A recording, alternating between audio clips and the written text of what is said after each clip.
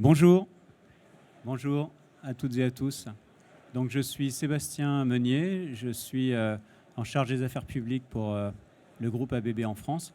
Et donc aujourd'hui, je représente le GIMELEC en tant que président d'une commission sur l'hydrogène que je vais vous présenter. Alors peut-être en deux mots pour démarrer, le GIMELEC, c'est le groupement des entreprises de la filière électronumérique en France. C'est plus de 200 entreprises, ça représente 15 milliards de chiffre d'affaires et 67 000 emplois. Et c'est concentré sur la transition énergétique et numérique. Et donc ce qui nous intéresse aujourd'hui, c'est de développer notre leadership industriel et technologique sur cette filière hydrogène.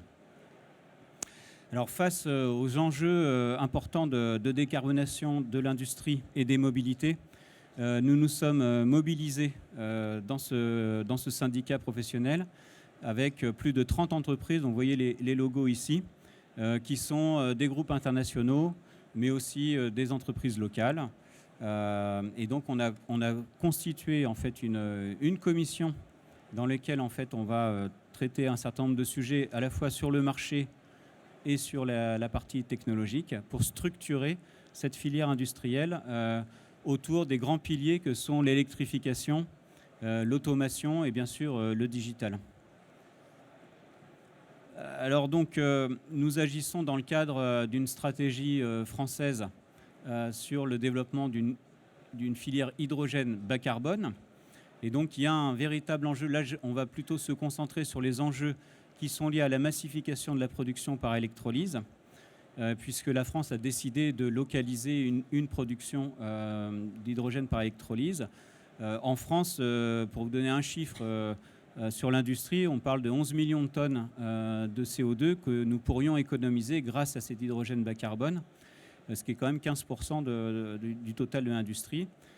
Et donc il y a un défi à relever, qu'on se propose de relever en tant qu'industriel, sur la construction des infrastructures qui vont être nécessaires pour mettre en place ces électrolyseurs, avec des scénarios que vous détailleront Stéphane tout à l'heure, de l'ordre de 6 gigawatts d'ici 2030, mais surtout comment on va tripler cette puissance dans les décennies suivantes. Voilà, donc il y a un vrai sujet de capacité industrielle, de compétitivité, sachant que aussi, pour vous donner un autre ordre de grandeur sur la partie électrolyseur, les entreprises que nous représentons, c'est entre 20 et 40% du total investissement lorsqu'on fait une usine d'électrolyse en mégawatts. Donc c'est 20 à 40%. C'est à la fois important en montant, mais surtout important en termes de criticité et sur la performance en exploitation. Voilà, alors donc ce qu'on fait au niveau du GIMELEC dans nos entreprises, c'est on va délivrer des briques technologiques et des services qu'on veut localiser en France au maximum, bien sûr, autour de l'infrastructure électrique. Vous voyez un peu une infographie avec différentes briques sur l'infrastructure électrique, la connexion au réseau, et puis aussi sur la gestion de l'énergie, ce qu'on appelle le balance of plant, pour l'équilibre électrique de l'usine. Tout ce qui est automatisation, contrôle commande, instrumentation, mais il y a aussi de l'analyse de gaz, il y a des jumeaux numériques. Et donc comme on est dans le digital, il y a aussi des sujets de cybersécurité qui vont arriver. Et pour vous donner quelques chiffres, nous avons réalisé l'année dernière une étude un peu détaillée sur le potentiel que ça représente. Et donc nous, pour nos entreprises, celles dont je vous ai parlé tout à l'heure, c'est un potentiel qu'on a évalué à peu près à 11 milliards, un marché de 11 milliards d'ici 2030, dont 60% qui sont liés sur les deux gros pavés. Désolé pour les couleurs si ce n'est pas complètement clair, mais les deux gros pavés, c'est 60% à peu près de ces 11 milliards qui sont liés aux électrolyseurs d'une part et au renforcement des réseaux électriques d'autre part. Parce que alors, quand on a fait cette étude-là, il n'y avait pas forcément encore tout ce qu'on sait maintenant sur les problématiques de comment on passe l'hiver, etc. Donc on voit que c'est encore plus important à prendre en compte. Mais il y a aussi le transport, la distribution, il y a aussi les stations de recharge. Et vous voyez les chiffres qu'on a projetés ensuite dans la décennie 2040, puis 2050. Alors on ne dit pas ça pour gonfler les biscottos sur les milliards d'euros.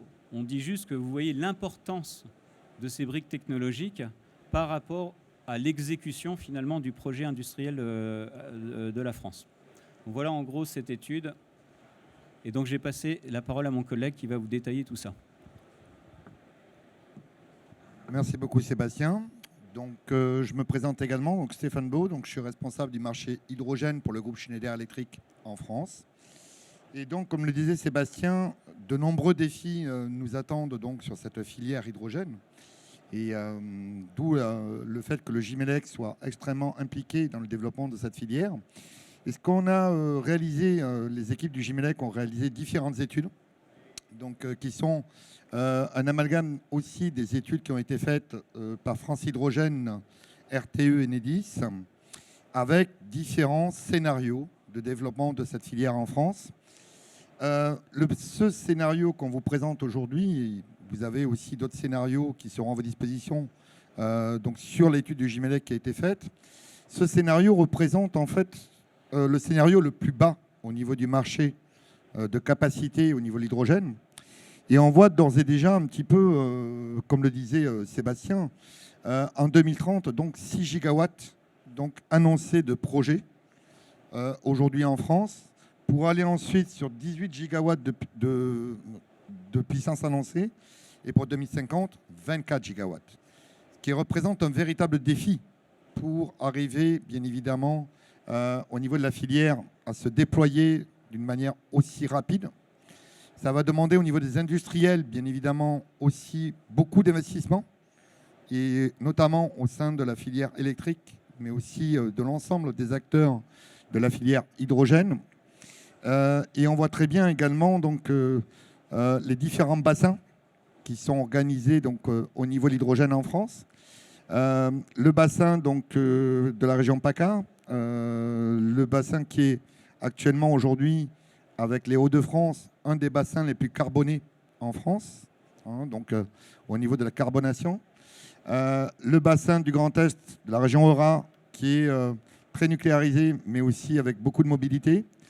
La région Grand Est, et cela ne prend pas en compte le backbone hydrogène, dont vous avez entendu parler récemment, et notamment donc, au niveau du projet signé par notre président de la République, donc Barmed, hein, donc, qui est le pipe hydrogène 100%, qui va relier l'Espagne à la France, qui va amener également d'autres projets. Donc ça, c'est bien avant l'annonce. Donc on est vraiment sur le scénario le plus court. Et donc on voit bien que le bassin en développement sur cette étude-là, qui prend de l'avance aujourd'hui, c'est l'Île-de-France, qui a de forts besoins, donc, et notamment la région de Normandie, qui va avoir de forts besoins de décarbonation, avec une partie très importante aussi de mobilité. Hein, on le sait tous, la région Île-de-France va aussi se développer dans la mobilité hydrogène, et la mobilité lourde en particulier. Slide suivant, s'il vous plaît. En ce qui concerne les projets aujourd'hui, on a différents types de topologies de projets. Les projets qui sont recensés au niveau de la filière de France Hydrogène aujourd'hui. Donc, dans l'immédiat, on est sur des projets, 70% des projets qui ont été annoncés par les industriels dans le développement de la filière sont inférieurs à 3 MW. Mais 80% des volumes ne sont que sur 24 projets d'envergure. D'accord ? Et bien évidemment, aujourd'hui, on parle d'hydrogène vert. Il y a d'autres technologies possibles sur le marché pour faire l'hydrogène vert, mais 95% des modalités de production le sont par les 3 technologies d'électrolyse que vous connaissez, donc vous avez peut-être entendu parler, donc avec l'alcalin, la membrane et le COHC. Donc ce qui veut dire que majoritairement, au niveau du réseau électrique, on est parti aussi sur un fonctionnement des installations de 7000 heures par an, ce qui n'est pas beaucoup, parce que pour décarboner une industrie, que ce soit Arcelor ou Total, on a besoin de plus d'heures de fonctionnement, mais c'est le scénario qui a été pris. Et ce que l'on s'aperçoit également, c'est que dans le futur, ça va aller en grandissant au niveau des grands projets de décarbonation, avec des projets de plus en plus majeurs, et notamment que l'Europe aussi désire au niveau des pays, et notamment la Clean Hydrogen Alliance, qui aujourd'hui préconise, au-delà des projets donc, à mobilité, aussi des projets de grande envergure. Voilà. Et donc maintenant, je vais laisser la parole donc, à Andreas, qui va vous présenter notre GT technique. Bonjour, merci Stéphane pour l'introduction. Donc, je commence aussi à me présenter. Donc, je suis Andreas Emmert. Je suis responsable pour le développement commercial au sein de la société AG Power Solutions, qui est un expert dans l'électronique de puissance et qui conçoit et produit, des systèmes et des solutions pour la conversion d'énergie électrique pour la production et la réélectrification d'hydrogène vert. Mais aujourd'hui, je suis ici en tant que vice-président pour le groupe de travail technique au sein de la commission d'hydrogène de Jimelec. Donc, j'ai été nommé en 2022 et depuis, j'assure ce travail avec beaucoup de plaisir et enthousiasme. Et donc, on s'est fixé dans un premier temps pour cette année, en tant que plan de travail, une veille, une analyse, un travail sur la spécification des architectures électriques et des automatismes qui sont impliqués dans la production d'hydrogène. Donc, dans un premier temps, on aimerait bien se concentrer sur la production d'hydrogène, car dans la chaîne de valeur, c'est par ça où ça commence. Et vous voyez en bas à gauche un schéma très simplifié d'une production d'hydrogène verte, avec en haut donc un réseau haute tension, et tout en bas donc les électrolyseurs qu'il faut donc électrifier avec du courant DC. Et entre ces deux niveaux de tension, on a donc toute une chaîne d'équipements électriques qui est fournie par les membres de notre filière. Vous voyez également donc l'importance des automatismes dans une telle usine. Et donc pourquoi on fait ce travail sur la spécification? Donc il y a multiples intérêts. Et j'aimerais juste noter les 4 que je trouve le plus pertinents. Donc tout d'abord, ce veille technologique nous permet à orienter le travail de R&D de nos adhérents. Premièrement, ça nous permet d'améliorer la lisibilité de l'offre au sein de la filière de nos adhérents. Troisièmement, on pourrait se poser la question où ça fait du sens de faire appel à des produits standards disponibles en grande série, notamment là où il n'y a pas d'enjeu de compétitivité. Et quatrième point, qui n'est pas mentionné sur le slide, mais qui m'est personnellement très cher, c'est donc la lutte contre la surspécification. Donc on promeut donc une approche agnostique en technologie, où les équipements sont plutôt spécifiés par des données d'entrée et des données de sortie attendues. Bien sûr, tout ça en mettant en avant la sécurité du personnel qui doit opérer et maintenir ce matériel, et tout en respectant les restrictions environnementales. Donc, quelques-unes des questions qu'on se pose à titre d'exemple, c'est donc les niveaux de tension et d'intensité. Donc, on voit bien qu'il y a une grande discussion sur la limite des 1500 volts DC côté électrolyseur. Donc, quand est-ce qu'on va la franchir? Qu'est-ce que ça va signifier pour la filiale, notamment pour l'opération des équipements, parce qu'on sort de la basse tension et on entre dans la moyenne tension. Après aussi, on entend bien le souhait des développeurs d'une certaine interopérabilité des briques technologiques. On a tous ces intérêts-là parce que ça faciliterait l'ingénierie, ça va accélérer le déploiement nécessaire des grosses capacités de production d'hydrogène.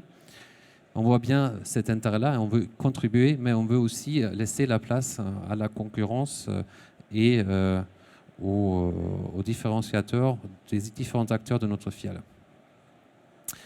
Également très important, c'est les relations qu'on a avec les opérateurs du réseau de transmission et distribution en France, mais aussi en Europe, pour bien comprendre leurs besoins en conformité de réseau et notamment aussi pour la flexibilité de la demande, surtout lorsqu'on aura de plus en plus d'énergie renouvelable intermittente dans les réseaux.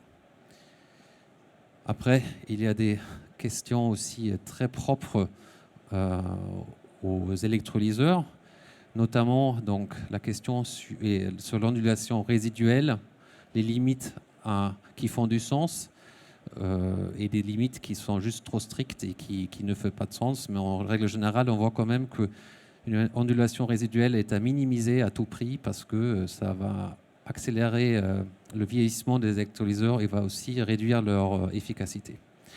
Et finalement aussi un sujet important, c'est lorsqu'on parle des grosses infrastructures hors du réseau, donc peut-être moins en France, mais on voit ça dans pas mal de régions sous-développées.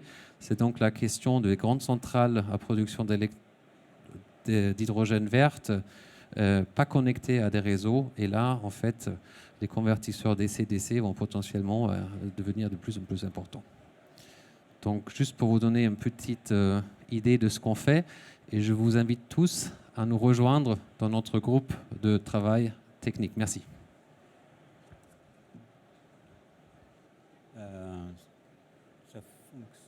Voilà. Merci, merci Andreas et merci Stéphane. Donc, vous voyez des enjeux forts en fait, pour nos entreprises industrielles. Donc là, plus de 30 qui sont représentés dans ce groupement au Gimelec, dans cette commission, pour pouvoir nous impliquer et exécuter cette stratégie française. Alors, dans l'état où elle est aujourd'hui, dans les scénarios qu'on vous a présentés, peut-être dans ceux qui seront révisés dans les prochains mois, et notamment par rapport aussi, et quand on regarde le sujet d'un point de vue mondial, sur la taille critique de ces électrolyseurs. On soulignait tout à l'heure le fait qu'on avait 70% des projets qui étaient des... Alors on n'a rien contre les petits projets, simplement pour le passage à l'échelle, quand on regarde les volumes dont on parle, il va falloir les deux. Et donc on voit que que ce soit pour les petits ou les gros, il y a des enjeux qui sont très forts sur le rendement, sur la durée de fonctionnement, sur le prix de l'électricité. Et tout ça, ça conditionne à la fin, alors non seulement les investissements à réaliser, mais surtout le prix au kilo en sortie. Et donc derrière, c'est la capacité qu'on va avoir à passer de l'hydrogène gris à de l'hydrogène bas carbone, et la capacité à développer des nouveaux usages ou des nouvelles mobilités. Et tous ces enjeux-là, on les adresse dans cette chaîne de valeur, depuis la production, transport, distribution, jusque dans les usages. Donc pour nos entreprises, on a des enjeux spécifiques. Je vais les ranger en 3 catégories, mais vous les avez là en détail, autour de tout ce qui concerne la prévisibilité et l'évolution du marché. Parce que vous imaginez bien que pour construire cette filière-là, j'allais dire presque ex nihilo, il faut s'organiser. Il faut mettre en place des moyens de production, il faut travailler les chaînes d'approvisionnement. Et évidemment, nous, on agit pour que ça se passe en Europe et en particulier en France, de façon à ce qu'on puisse avoir cette filière résiliente. Une deuxième catégorie d'enjeux, c'est notre capacité aussi à travailler en équipe. Alors vous voyez ici, donc on se présente à plusieurs industriels, à 3, mais en fait on en a 35 puis 200 derrière nous. Mais aussi on le fait avec d'autres organisations professionnelles. On a cité France Hydrogène, parce que ce passage à la grande série, ça va nécessiter de le faire à plusieurs. Et puis le dernier grand enjeu qu'on a, une fois que dans la poule et l'œuf, on a l'outil de production, il faut les usages. Et donc on a aussi des enjeux sur comment on accélère dans l'industrie, parce que là on a un réservoir, si je puis dire, d'hydrogène déjà utilisé, plus de 900 kilotonnes qu'il va falloir décarboner. Et puis demain, on a des nouveaux sujets dans les mobilités, dans les e-fuels. Donc ce sont aussi des nouveaux débouchés dans des e-méthanol, e-ammoniac, etc. Voilà, et donc là, en conclusion, on est sur des technologies qui vont soutenir un haut niveau de sécurité électrique, de maîtrise des risques et des approvisionnements, et surtout des technologies qui vont fortement contribuer à la compétitivité.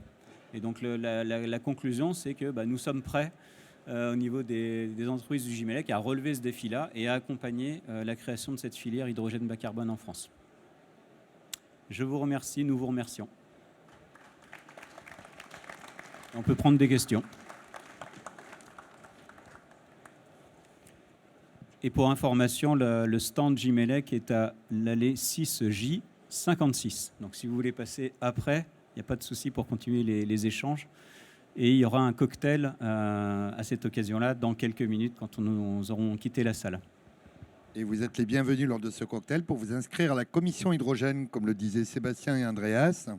dans nos 3 groupes de travail de la commission hydrogène, qui sont le GT Influence, qui est piloté par Sébastien, Andreas pour le groupe de travail concernant, comme vous l'avez compris, toute la partie technique qui est effectuée sur cette nouvelle activité, et le groupe prospective et conjoncture que j'ai l'honneur de piloter avec l'ensemble des équipes.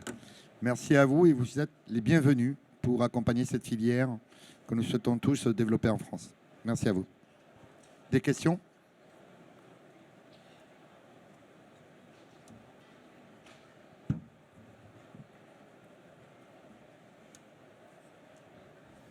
Bonne fin de journée. Merci.